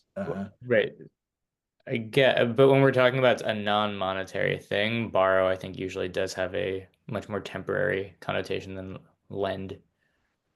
Good. In fact, actually, do me a favor, read the beginning of Magen Avraham Yud Daled there, just to clarify exactly what the terms we're dealing with here. Lizman merubeh. Lizman merubeh. Destam halva'a 30 yom. Aval she'ela zmano la'alter. ואם כן, במקום שנוהגין שסתם הלוואה, רשאי לתבעו לאלתר, כמו שנוהגים במדינתנו, רשאי לומר הלווני. A stam halva is 30 days, but borrowing is like a sort of incredibly temporary, immediate thing where the person is going to take it back very, very soon. So in a place where a stam halva, in the case of a stam halva, you can demand the thing back immediately, as is the case in our country, you can also say, lend it to me. So it's interesting, right? Like in Abraham's world, right? It seems that if I say I'm going to borrow $5, that also is like a temporary thing. Obviously, I can't do that on Shabbos, but therefore no one's going to get confused, and so therefore I can use the language of can I borrow for like can I borrow a knife, or can I borrow? Ochlin is really the main thing they're talking about here. Can I borrow some butter or something if I'm having milchik meal on Shabbos, right? So Rav Nachum. Yeah, I just want to point out that he's changing the whole understanding of the halacha here, because it's not a linguistic question. It's a specific halachic meaning of halva being for 30 days. So even if English has the word lend and the word borrow, it may not be applicable because maybe the 30-day rule only applies to the Hebrew word love. I mean, that's the way he's understanding it. There's such a thing as a love, and then it's 30 days. And if that distinction is not clear in your communication, then it's fine. Then it's fine to do it on Shabbat. And you wouldn't have to say tenly. It's a little bit different. Seems to me he's understanding it differently from the way we understood it when we read it. How did you understand it when we read it? Maybe I was too biased by the Magen Avraham. I understood that in English, that as long as you don't have the linguistic distinction between these terms, then anything would be a love. Actually, anything would be a 30-day period, and therefore all things would be forbidden, and therefore you'd have to just say tenly. He seems to be saying, well, at least in his country, it's the opposite. Nothing is love,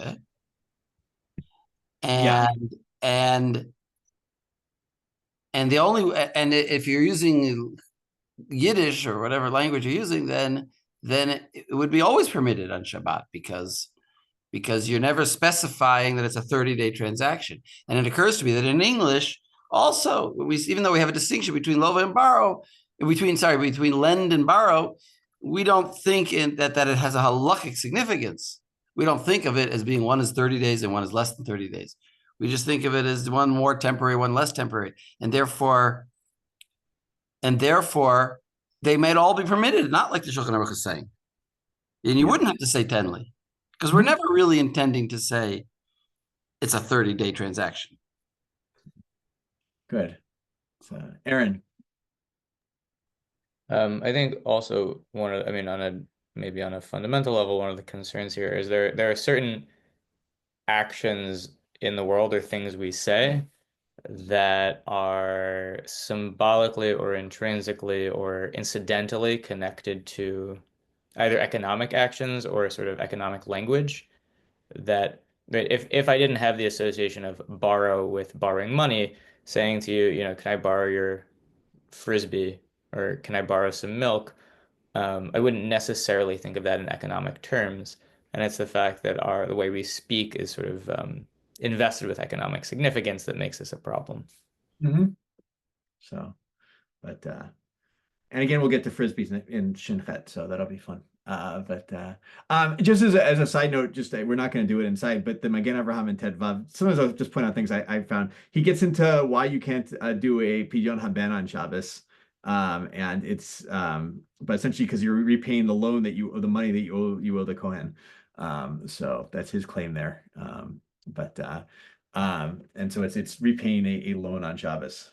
By the way, this I think is something I've been thinking about for a while as we've been discussing things today, and I think that these seifim we're really it seems to me we're in a different category, and I was wondering when we're going into this category, which is right when Ezra and Nehemiah came back, they forbid business on Shabbat because Shema you'll write, and not because of Yeshayahu, which is Davar Davar, but just for a different reason. And I think that when we said it's like maybe when we said it's like reading Shitrei Chov, and maybe here when we're saying you're making a loan and it's 30 days and the guy can demand it, and the Pidyon Haben, it's like a loan, maybe that's all in the category of business dealings and it's not really related to Yeshayahu. I mean, that's my question. Maybe it's more related to Ezra and Nehemiah forbidding business on Shabbat. And Yirmiyahu too, I think, right? Yirmiyahu also has a problem with it at some point, but earlier. It's an interesting question. Similar. Yeah, go for it, Ori. Go for I it. asked for Rachel a similar question last week. I think a lot of these halachot we're not teetering, but we are existing between Chashash Malachas or something connected to Malacha somehow and this Yeshayahu pasuk, which is possible that just the Yeshayahu pasuk is it's like catch-all of some sort for all kinds of things that at least somewhere are related to Malacha, right? Like it's not necessarily this puristic thing that exists outside the framework of the 39 Malachot. That's what I'm starting to feel, because many of these halachot, it's not clear if it's simply the Shabbostic rule from Navi, or if it has Malachot somewhere implicated, whether it's Kotev or a bunch of other ones that we've already seen. Yeah, Rav Lexi. I actually feel like mapping these onto the Malachot formally is it is something that we see in various threads of later rabbinic thought. I don't know that it feels to me organically like the most natural representation of how these prohibitions come to be, and that I actually think that like we see a later development of trying to articulate all or most prohibitions as like, well, technically it's tied to this malacha because it's neater to be able to like fold everything under a malacha framework and to say, actually, the main issue of this is Shema, da da da da da. But like, I think arguably that we have related but separate concerns, right? We have our malachot, which are much more about these forms of like more intensive productive labor.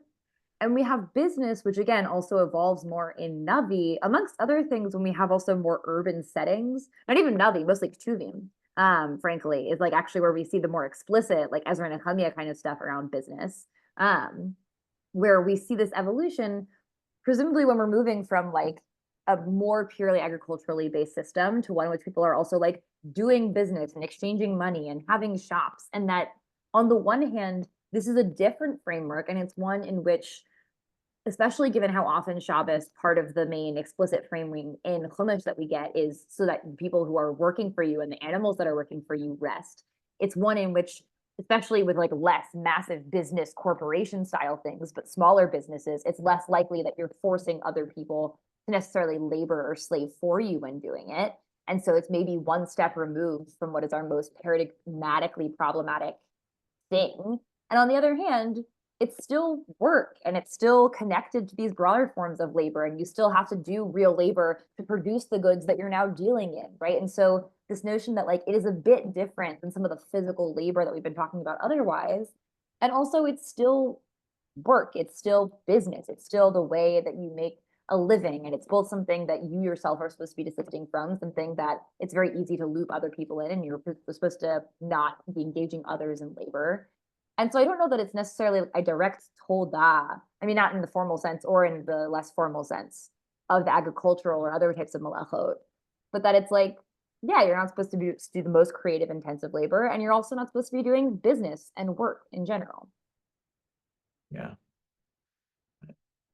I've always also wondered if there's like we're seeing here, a shift in how economic or business works in the world, right? When you're a more agricultural society, the 39 malachot of Shabbat work really well as things that you shouldn't do. And once you start, having, being a more kind of mercantile class, where, selling and trading and so forth, you got to find ways to ban those too, because then once agriculture goes, if agriculture isn't your main thing, well, I've never choresh on Shabbos.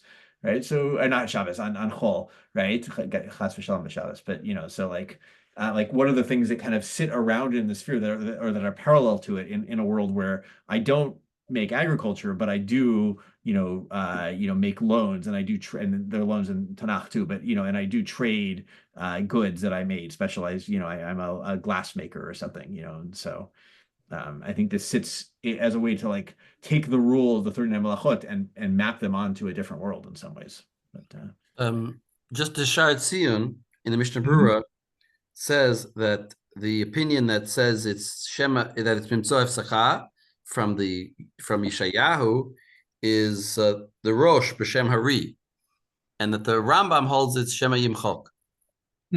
So the both reasons are proposed by different Rishonim as the reason for this issue. Yeah.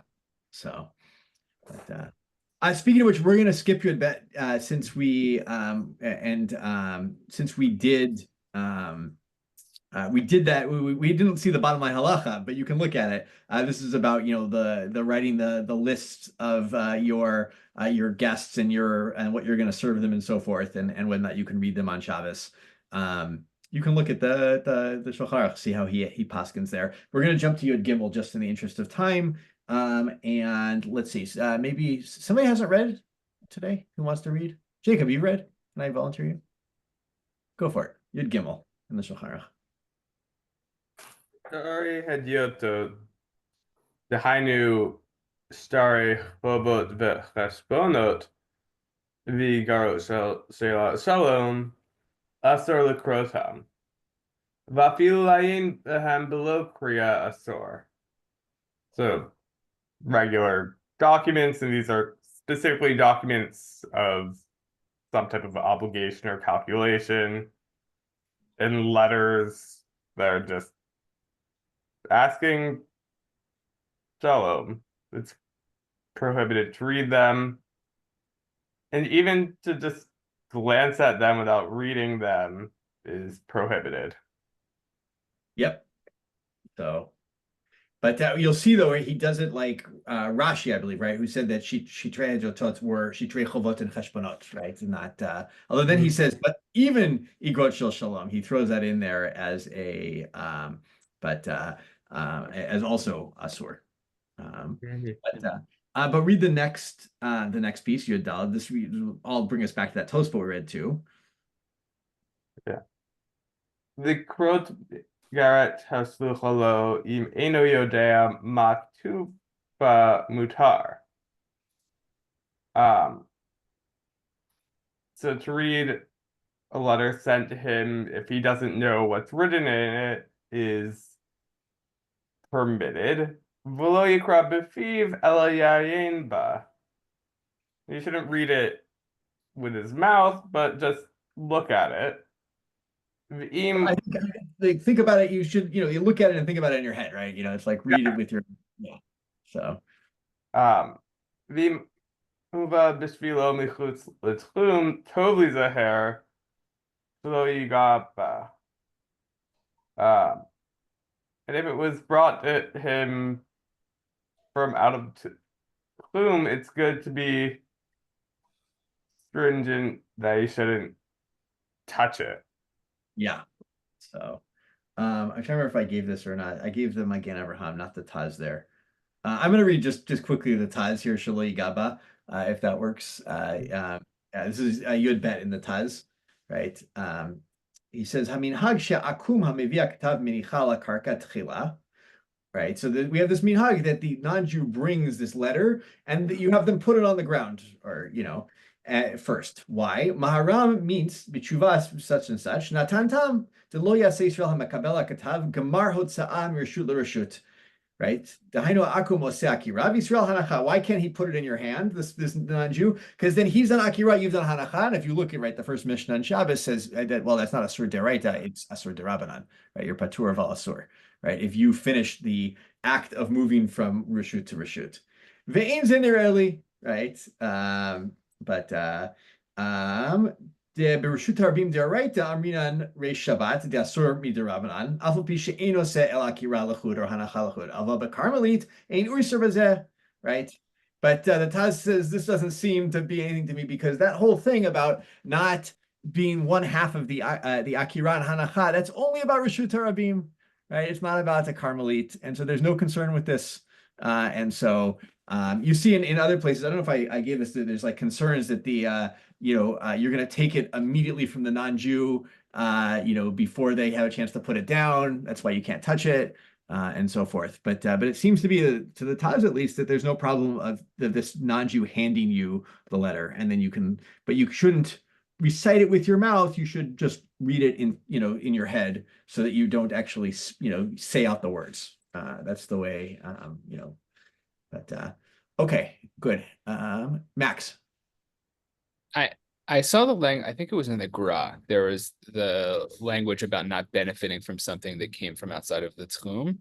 I thought we had a principle that as long as the thing isn't mishtaneh begufo or something like that, that you can benefit from it. How is this different than that?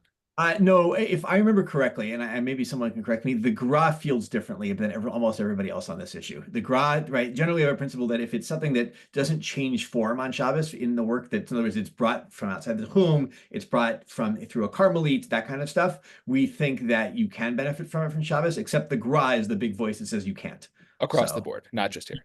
Yeah, that is the thing with the Gra. I think it's in Maser Rav as well. It's in many places from the Gra. So, so yeah, it's not because there's something different here. It's because it's the Gra is following his own shita at the end of the day. Okay, we're doing 13 minutes. Yes. Let's go to Tet Zayin. We've seen this is the thing about you not reading the the little plaque under the statues and so forth. But let's go to Tet Zayin, because I think this is one of my favorites, and then we'll do some Igrot Moshe. God willing, we'll have some time for a little bit of it. Let's see, who hasn't read yet? Or somebody who just wants to read. It's like feeling reading. This is my favorite seif in this whole thing. So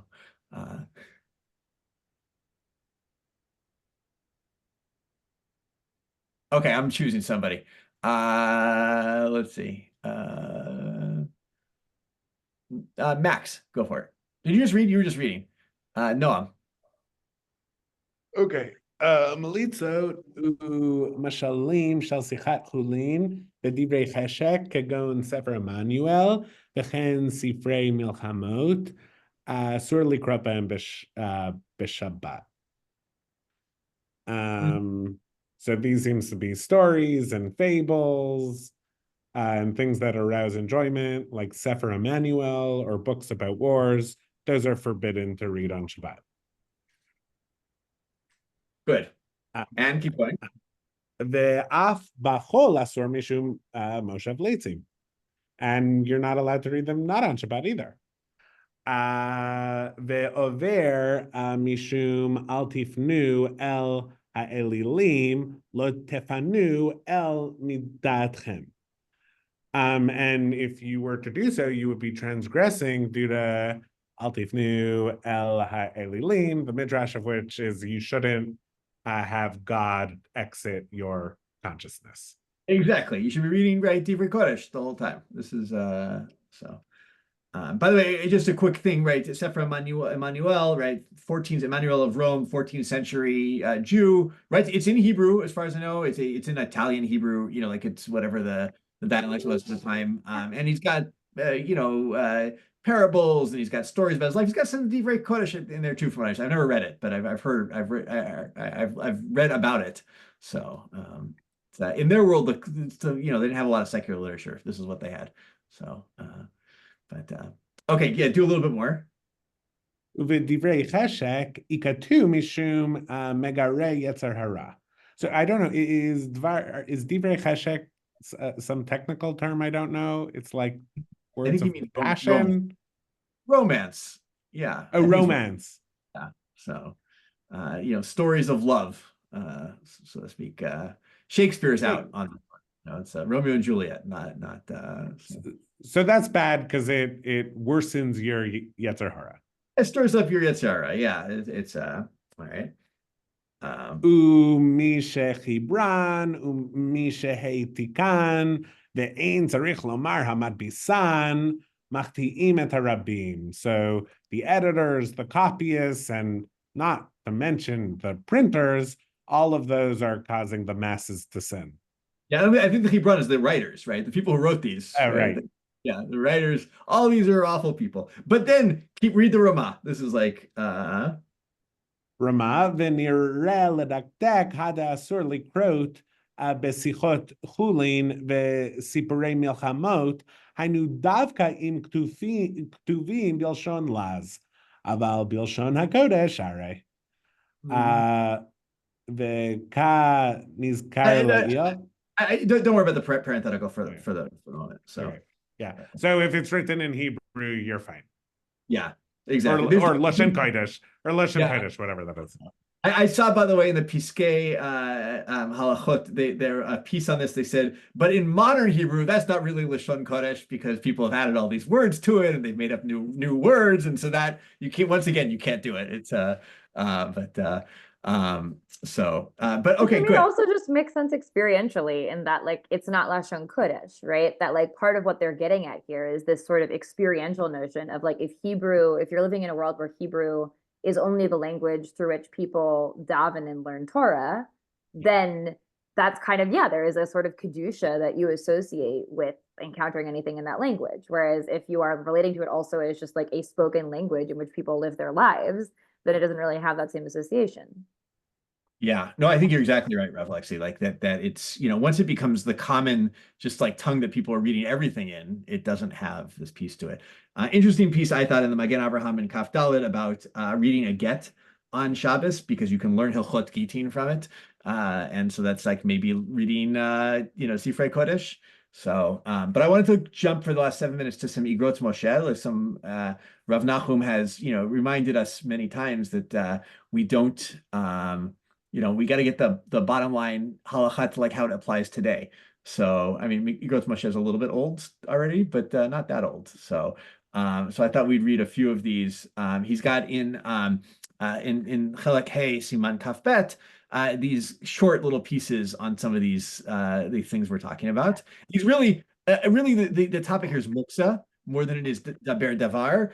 But he, of course, is getting into these topics. So I wanted to share my screen. Let me make this bigger for everybody. Okay. Maybe Ori, you want to do a little bit of reading in the Igrot Moshe here? We'll do a few of these. It's not on the doc, right? Is it on the doc? It's in the doc. It's at the end of the doc I gave you guys. Yeah, okay. Which one? Aleph? Yeah, start with Aleph. אם מותר לטלטל איגרת שלא ניתן לקרוא בה, מצד שאפשר להשתמש בה כמראה מקום בדפי ספר שאלה. Between Sefer, right? Sefer. Okay, yeah. If you're allowed to carry a letter that you're not allowed to read, from the idea that you can use it as a bookmark in the pages of a book. Question, שאלה, איגרת שלום, שמעתי ממרן שליטה שבזה בזמן הזה. אין הדרך ליצור על פי לוחותיו. In our time, you don't really use these on tops of plates. Slochit in this case is like a jug, right? You don't use them. Yes. So they're no longer, we'll get to I want to jump to the answer here just based on time. It's like we no longer have a real use for these things. Like it's not a real kli anymore. So can you use them to, as your line holder on your sefer on Shabbos? And the reason you'll see why I'm getting into this, because he has the beginning is very telling. So start with tshuva. אותם הנוהגים לחומרה כשיטת המחמירים שאין לקרות איגרת שלום בשבת. So the minhag of the chumrah minhag. For those who hold the chumrah, right? For those people who hold it, right? Havele muksa, for them it's muksa. So, and therefore it says it's muksa to everybody because there are such people. All right. I don't want to get into the rest of this because it's a muksa question. Okay. I just wanted to show this one line here where he's like, there are some people who follow the machmir thing of not to read in Igeret Shalom Shabbat. Other people don't, right? Which is his implication. There's, and you'll see as we go through these, because I want you to jump to bet. Yeah, it's just aval lenogim. This is the last line here. Aval lenogim kishitata poskim lekula v'korim Igeret Shalom Shabbat igrotehem lo havele muksa. Their letters are not muksa, and they can read them. Yes, Mac, or they can move them. Go for it. I was going to say that it seemed like, the earlier there was I think it was the Rashba's tshuva about on this issue, there are Gedolim on either side who are Matir and Oser. And so that seems like it helps also this case for Rav Moshe to be able to say that you have something to rely on. Yeah, if I remember correctly, because of that tshuva. I think it was the Taz. I think I gave it to you. We didn't read it in class. The Taz says, since there are opinions on both sides on this issue of reading Igrot Shalom, and it's a Derabanan issue, we should go Lakula. That's our opinion out there. So that, or do the next one too. Right? Okay, so that's already more complicated. People who would read them in Chol but not on Shabbat, would it be Muksa on Shabbat, right? People who are reading these books all week, they don't even know that this is an Isur to read Romanim. Im Svarim elu havu muksa b'beitam. Tshuva. Afal pisha asur likot Svarim, even though it's not, it is asur to read these books. Sachem b'bayit asher korim bo lo havei muksa. In a house where people do read them, they're not going to be muktzah. The klalo shel davar, kol davar she'asur machmat isur malacha havei muktzah. Right, only things that are asur because of a malacha would be muktzah things. About davar she'asur b'tiltul lo machmat isur malacha.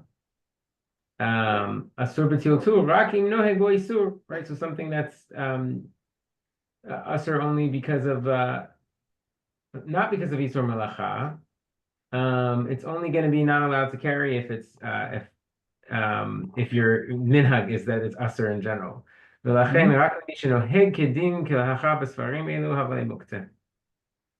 Okay, only for those who have that minhag. I think it's even better, right? The people who follow the halacha properly, it's muksa. For the people who don't follow the halacha properly and read these books, it's not muksa, right? It's really, I think, makes sense. yeah, a fascinating thing though to Rav Moshe here. He's like, yeah, even though it says, right, black on white in the Shulchan Aruch, you can't read these books, people are doing it. And what, like, Right, but to make something muktzah, it has to have a certain status. It's not going to take away from, it's not going to feel like muktzah for me on Shabbat if this book is just a book. If it's asur, then it takes on that status. Yeah. I also want to point out that I want to say two things. First of all, he's differentiating between a michtav, which there are mekelim in, and they're machmirim in, but a book, the halacha is machmir, he's saying. Yes. And the fact that people do it doesn't change the halacha. But then the other thing is, what kind of muksa are we talking about here? We're talking about, I think it's called muksa midato. In other words, anything that it's not because of malacha, but anything that when Shabbat came in, you were not planning on using. Like you have, let's say, an example is like you have a storeroom where you keep boxes of, I don't know. Well, let's say you own a store. My neighbor, as a guy who used to own a store, McCullough, he has food in there, but he locks it up before Shabbat. If he all of a sudden realizes he doesn't have any beans, and he wants to go to the store and get a can of beans, the Shmirat Shabbat says it's forbidden because those things were set aside for the store, and he's not planning on going in there on Shabbat. So it's not, beans are not muksa, but they're muksa for him because they're muksa midato. So the sefer would only be usher if it's muksa midato. And if he's reading it against the halacha, then it's not muksa. Yeah. So I think it's fascinating, as much because muksa isn't our topic here, but it's fascinating to me, really, just his recognition of the reality. He does say it's they're not noheg kadin halacha. He's not though, yelling at them or anything like that. He's just like saying there are people in my community who read these books at the end of the day. And the Mishnah Berurah also mentions that people do it, but he's more angry at them. Exactly. That's the yeah. So all right, let's do one. We'll take one more minute if people don't mind, and let's do one more of these titul itonim b'Shabbat, because he also regarding what Josie said. No, he specifically said these people don't even know that it's asur. You want to keep the halacha, they never heard that this is asur. They can't believe it. It's asur. Even if you tell them, they might not believe you. So I don't think this is pretty deep in Hilchot Shabbat and the Shulchan Aruch. It's kind of buried a little bit. It's not I don't think maybe it's in Hilchot Avodah Zarah too. I don't know, but this is maybe not a very well known halacha. So I want to say one more thing. The Shmirat Shabbat says that you can read like chemistry books and math books and anything that is or geography books, because there you're learning knowledge. Anything that gives you knowledge, he says, is permitted. He even says you can study for your geography test on Shabbat because acquisition of knowledge is always admirable. So these books are not, could be that a real history book is maybe a kind of knowledge, but we're really talking about books that are fantasy books.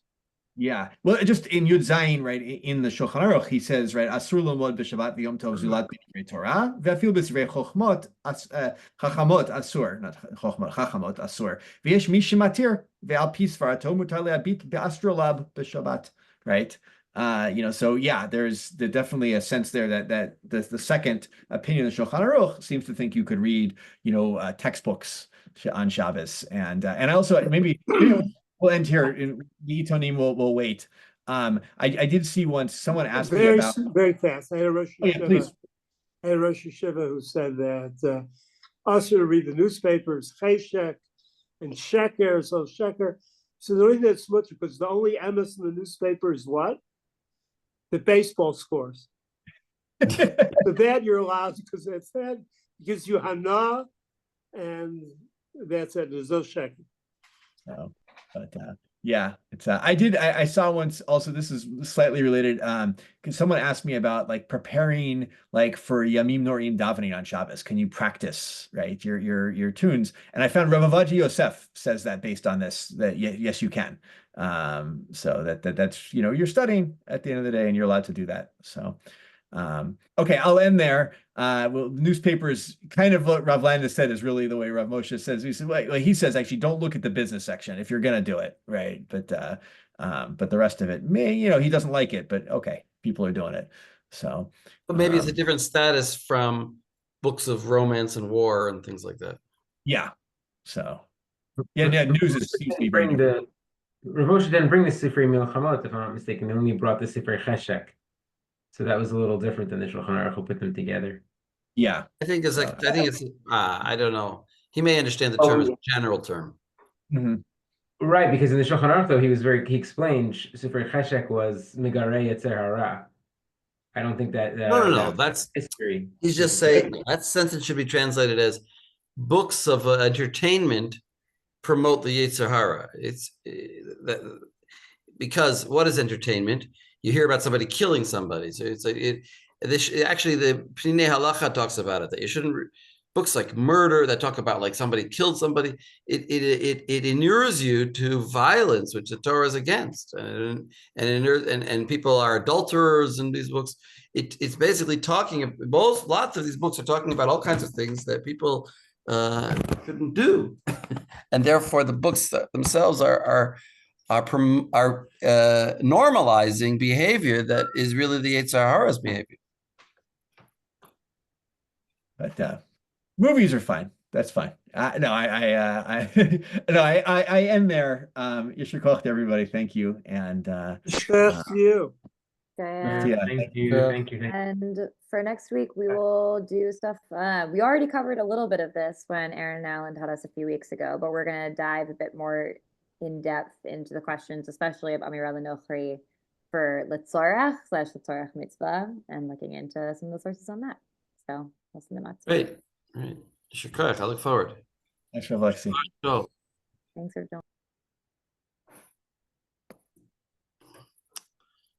joining.